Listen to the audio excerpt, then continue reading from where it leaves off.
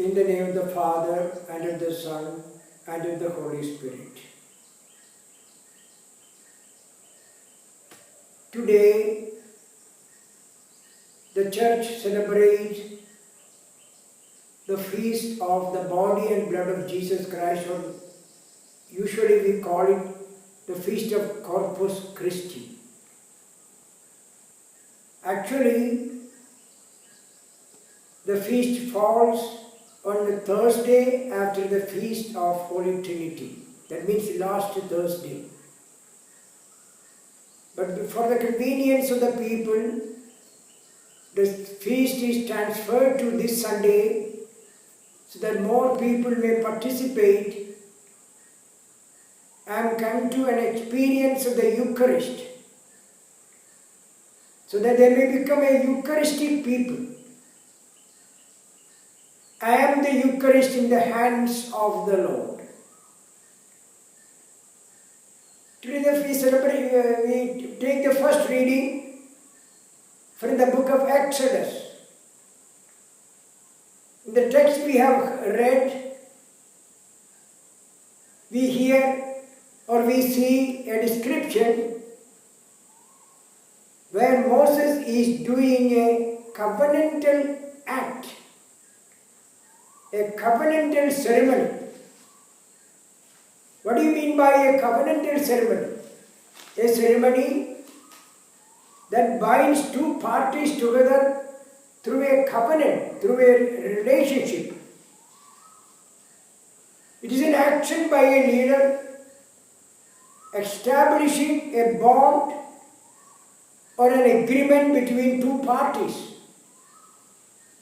Here the two parties, one party is Yahweh himself, God himself. Other party is the people of Israel or Jewish people. Now the blood Moses used was the blood of animal.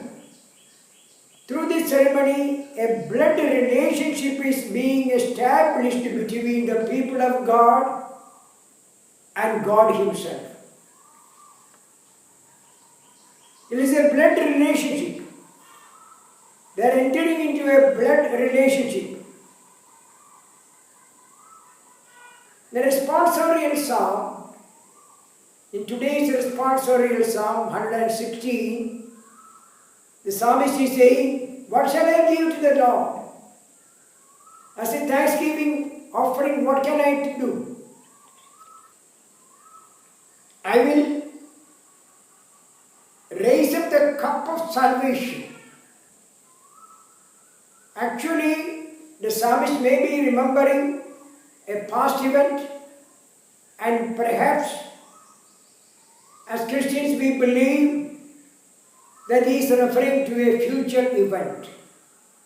The past event is referred in the book of Numbers chapter 15, 1 to 10.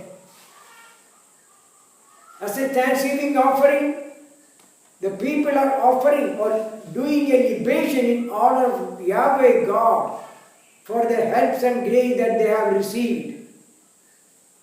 But actually, the psalmist should be referring, we as Christians believe, to the authentic and real cup of salvation, that is the cup of the blood of Jesus Christ, that contains the blood of Jesus Christ. And we raise it up. Jesus took the cup and said the blessing and told, "This is my blood." And that is the authentic cup of salvation that is shed for many. Jesus himself said, shed for the forgiveness of sins of many people. That is the cup of salvation. Salvation is authentic salvation. Real salvation consists in the liberation from our sinfulness. So actually we can rightly say the psalmist is referring to the cup of salvation that is to be executed in the life of Jesus Christ and in the life of the church.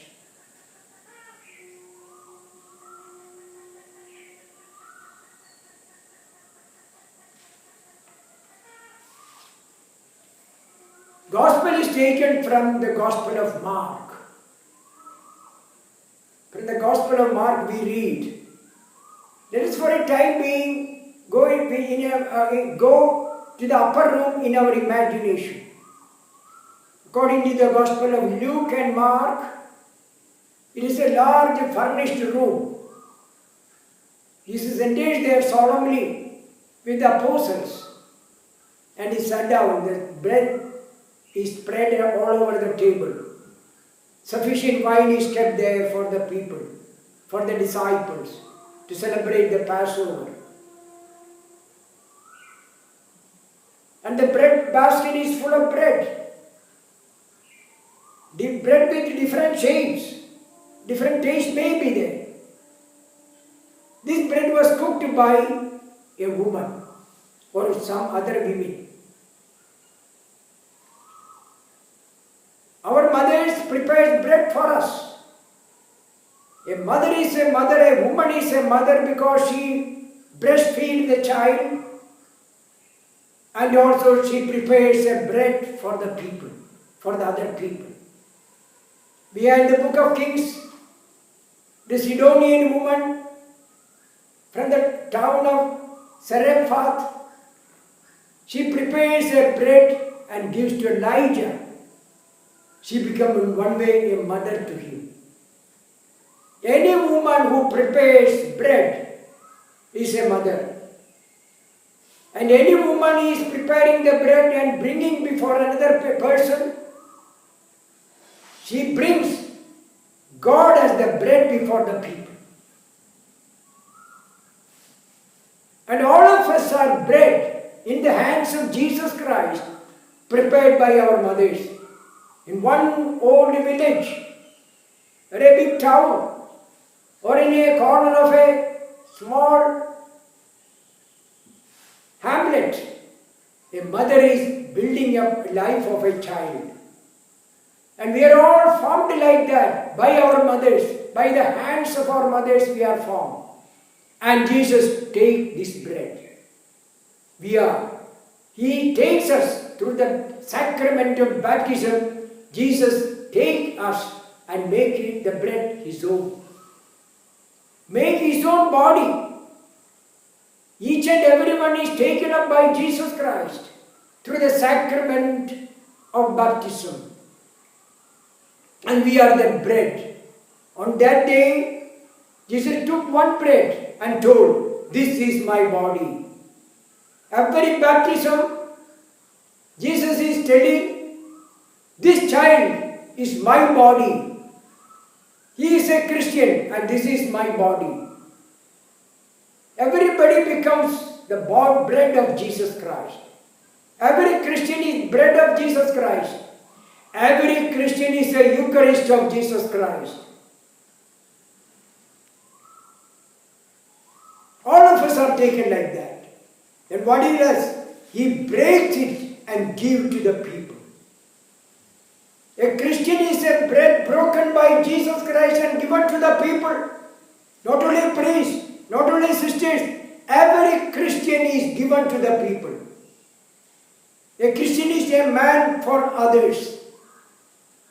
Through his activity, through his duties, through his work he is engaged in.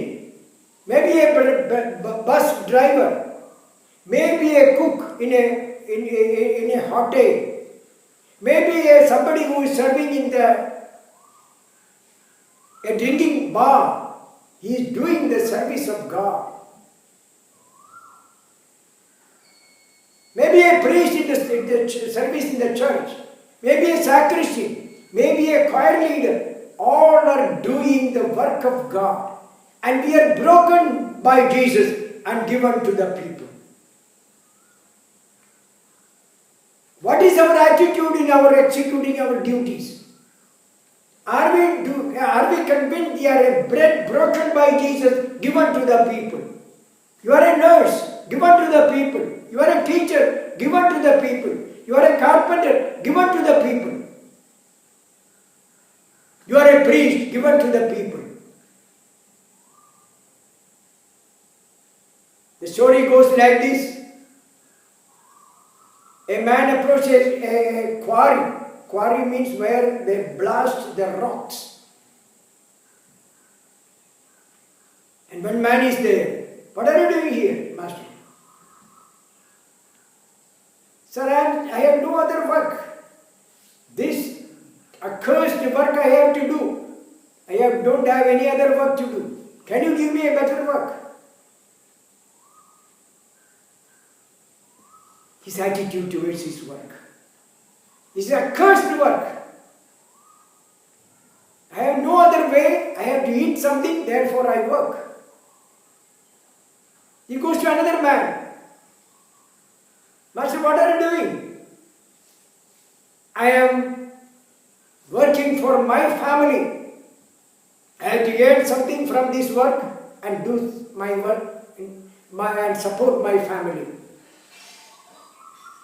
That's a noble ambition, a noble vision. I have to support my family. He approached another man. Master, what are you doing? I am building the church. He is thinking about like that. He is having a greater vision. He is not building the church. But actually he believes that he become the part of these stones are going to build up the church in the town. So he is working, he is building the church. He is not completing the work. He is only a part of it. But his vision is, I am doing something for God. So he is enjoying the work. He wants to do it and complete the work. He is committed man. He gets money, but money is not so much important. His commitment is important. A nurse is doing, what are you doing for? Whom for? I am doing my service for Jesus Christ. So he is glad to do that work. Recently I heard of a nurse, Steffi. She found Steffi Simon, that's her full name. A man is loitering around the hospital, a COVID hospital. A COVID patient is loitering here and around. He understood this man is little out of his sense. He does not eat properly. There is nobody to take care of him. Family has given him up. What this nurse has done? She sat down with the person. She sat down with the person and took the food and fed him with her own hands. That is simple Christianity. A position does not make us Christian. Anybody can be simple Christian. We become the Eucharist in the hands of God. In the hands of God we become an Eucharist. We are broken for the people. There are few things Jesus speaks about this bread. First, this is a living bread.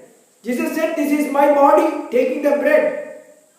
And about the same bread Jesus told, or this bread is the living bread. It is not dead, it is living. It is powerful. It is alive. A Christian is somebody, you should be alive and powerful. There may be objections, there may be problems. When he is committed, there will be opposition, but still he is alive. He may be arrested, he may be in jail, but he is alive. He cannot be suppressed. Because the life of Jesus is in me. Though we may look dead, we are alive. We are alive with the power of Jesus Christ.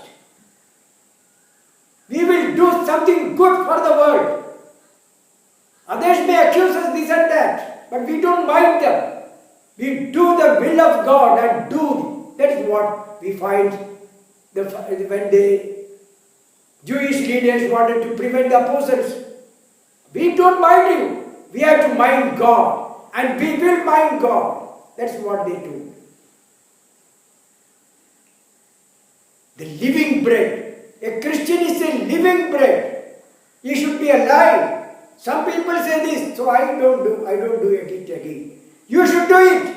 You should do and continue to do the right thing and for the right, no time, right, we should be continuously doing the right thing.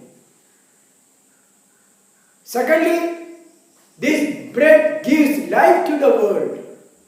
A living person does not live alone. He is continuously giving life to the world by their works, by their encouragement, by their appreciation, by their touch, by their activity, by their trying to build up.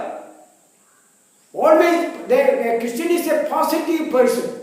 A Christian is a positive reality, and he is doing something for the people. Gives life to the world. Thirdly, Jesus says this bread came down from heaven. A Christian is, by his presence, bring down the presence of God before the people. I remember a simple person. It is from Kumasi in Ghana, Kumasi, Chichirivan, about 80 kilometers away from Kumasi. A catechist was there, Nicholas, a short-statured man. He speaks very slowly and very mildly. He does not shout at all. And he prays for the people. He takes the holy water that the priest has blessed and kept it in the church and sprinkle over the people and pray for them. He is the presence of God. A simple man. He is not a bishop. To be a good Christian, we need not become bishop.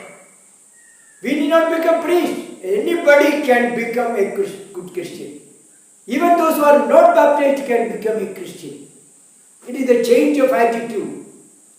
Whenever somebody is dedicated, he is a Christian. When somebody is doing positive thing, he is a Christian. Let us try to be this simple Eucharist in the hands of Jesus Christ. Positive people.